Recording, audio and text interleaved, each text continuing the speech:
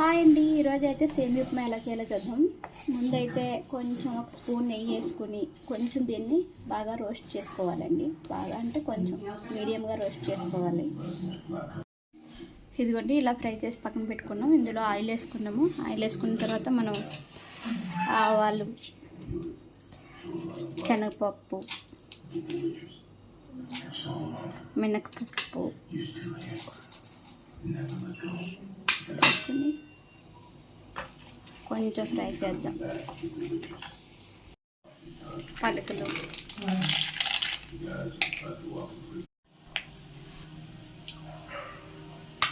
ఇలా కొంచెం వేగిన తర్వాత మనం ఉల్లిపాయలు, కరివేపాకు, పచ్చిమిరపకాయలు వేస్తాం.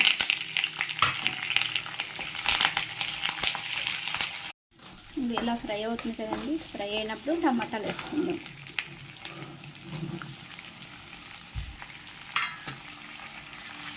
టమాటాలు వేసుకున్నాక మనం సాల్ట్ వేసుకున్నామంటే టమాటా బాగా మెత్తగా అయిపోతుంది, బాగా ఫ్రై అవుతుంది.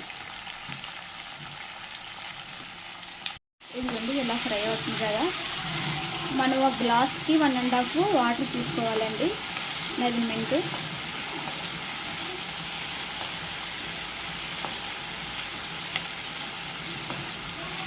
ఇలా బాగా అయిన తర్వాత ఇది 3 గ్లాసులు తీసుకున్నాను నేను.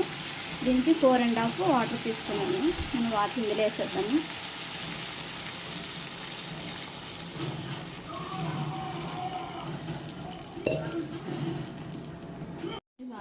వాటర్ బాగా బాయిల్ అవుతుంది కదా, మనం ఇందులో వేసుకుందాం సేమియా. చాలామంది సేమియా ఉప్మా చేయాలంటే కొంచెం బాగా అంటుకున్నట్టు వస్తుంది, మెత్తగా వస్తుంది. చాలామందికి సరిగ్గా రాదండి. అలా రాకపోవడానికి కారణం నేను చెప్తాను. మనం ఇదంతా చేసినప్పుడు మనం ప్లేట్ మూత పెట్టకూడదండి. మనం ప్లేటు మూత పెట్టకంటేనే ఇదంతా చేసుకోవాలి.